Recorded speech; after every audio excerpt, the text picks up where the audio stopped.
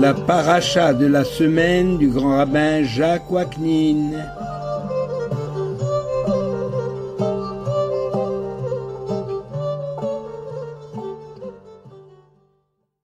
La Torah chez vous, la paracha Kitetsé.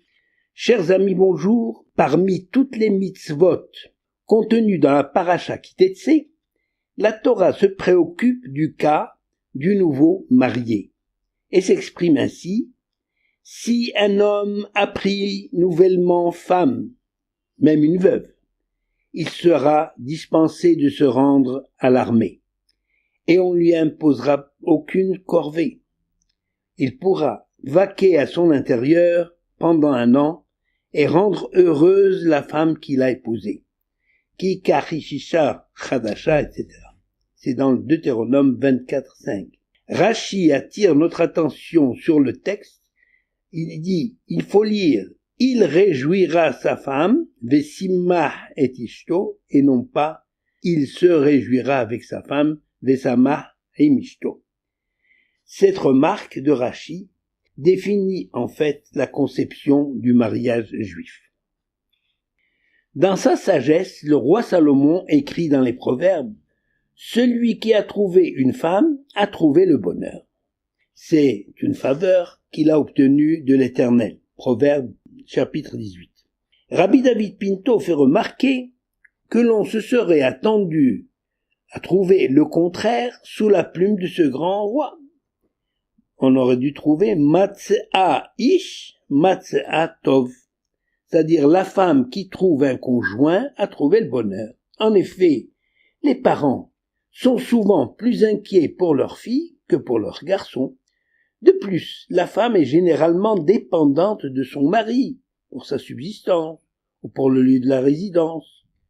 Et bien que nos sages aient déclaré, suite au récit de la création de l'homme, c'est à l'homme à rechercher la femme, c'est-à-dire sa moitié, et non le contraire, il est un fait que les filles et les femmes, les veuves ou divorcées, ont davantage de difficultés pour trouver un mari qui réponde à leurs aspirations. Si le roi Salomon considère que c'est à l'homme de rechercher la femme, c'est parce que l'homme est soumis à l'obligation de procréer, aussi soumis à l'étude permanente de la Torah, tandis que la femme est dispensée de l'obligation de procréer. Elle est aussi dispensée des mitzvot liés à un temps fixe qu'on appelle mitzvot shehazman grama. Par exemple, les tfilines, etc. Il faut par conséquent que l'épouse accepte le régime de son mari, surtout s'il s'agit d'un talmid chacham, un érudit, qui a besoin de beaucoup de temps pour étudier et n'est pas en mesure de consacrer du temps pour des loisirs. De plus, une femme attache de l'importance à son intérieur et aux choses matérielles, sa garde-robe, ses bijoux, sa nourriture. Il faut par conséquent que l'homme soit en mesure de faire face à ces exigences. L'homme ne doit pas oublier que la bénédiction qui régnera dans son foyer, ainsi que son aspiration à des progrès dans tous les domaines spirituels, dépendront des qualités de la femme qu'il a choisie. Cette bénédiction est le résultat de la présence divine dans le foyer, symbolisée par les lettres que l'on trouve dans le tétragramme, Yud et He, ces 2 lettres qui proviennent des mots Ish et Isha. Parce que le mot Ish s'écrit Aleph Yud Shin, le mot Isha Aleph Shin He, les 2 lettres, ces 2 mots ont en commun le mot Esh, c'est-à-dire le feu. C'est-à-dire que lorsque le couple est animé du feu sacré, c'est la bénédiction, sinon c'est le feu destructeur, l'échec du couple. Lorsque nous parcourons l'histoire du peuple juif depuis sa naissance, sous l'angle de la contribution de la femme à la survie et à l'épanouissement du clan d'Israël, c'est-à-dire du peuple d'Israël, nous pouvons constater que cette contribution est importante. Elle est résumée dans une formule, une affirmation de nos sages, dans le Talmud, le traité Souka, qui disent Bisrout Nashim Tzidkaniot C'est par le mérite des femmes pieuses que les enfants d'Israël ont été délivrés d'Égypte et ont pu recevoir la Torah au Sinaï. C'est-à-dire, c'est par le mérite des femmes que le peuple juif peut vivre et qu'il réussit dans sa vie. Et surtout au niveau des couples. Telle est la situation décrite dans la Torah à l'époque. Si la Torah accorde une année au nouveau marié pour réjouir sa femme, en le dispensant de toutes sortes de servitudes dans l'armée, c'est que cette mitzvah est importante. Doit-on en déduire qu'après la première année, l'homme a le droit de négliger sa femme? Non. La Torah considère qu'après une année, l'homme a pris de bonnes habitudes dont il ne se départira pas facilement. Alors pour quelle raison la Torah accorde-t-elle tellement d'importance à cette mitzvah, au point d'affirmer que Dieu lui-même s'y associe, comme nous le proclamons même de nos jours pendant les cérémonies de mariage, d'abord dans les bénédictions sous la choupa, mais Sameya Chatan Vekala, ou bien dans le zimoun à la fin du repas, le repas de noces où il est dit Nevarech Elokeinu shehasimcha bim'ono, c'est-à-dire rendons grâce à l'Éternel qui fait régner la joie dans sa demeure. Ainsi, à l'occasion de chaque mariage juif, l'Éternel se réjouit particulièrement, ce qui n'est pas le cas lors des fêtes. Les fêtes Pessah, Shavuot, Sukkot, il est recommandé à l'homme seul de se réjouir devant Dieu. Mais c'est pas Dieu, il n'est pas dit que Dieu se réjouit. Mais c'est marqué, Vesamarta bechagecha. Toi, tu te réjouiras pendant les fêtes. Comment expliquer cette joie de l'Éternel? En fait, chaque mariage est pour Dieu aussi, pas seulement pour Dieu, mais pour Dieu aussi, porteur d'espérance, celle de la survie du peuple juif et du rayonnement de la Torah dans le monde, reflet de la splendeur divine. En créant le monde imparfait, Dieu y a placé l'être humain, son associé dans l'œuvre de la création, pour la parfaire. Cette perfection ne peut être atteinte justement que grâce à la Torah. D'où la joie divine chaque fois qu'un nouveau foyer est fondé selon la Torah. Il est certain que la situation qui prévaut aujourd'hui est différente de celle d'hier, différente du passé.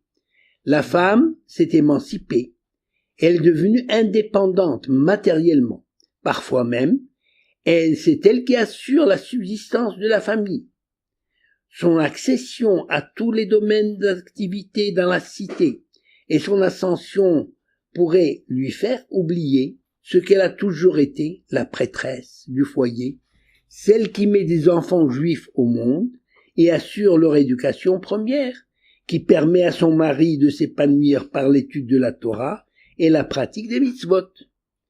De son côté, le mari ne doit pas oublier que sa compagne de vie est d'abord une mère de famille qui a besoin d'attention particulière, de tendresse et d'amour, mais surtout de vivre dans la joie.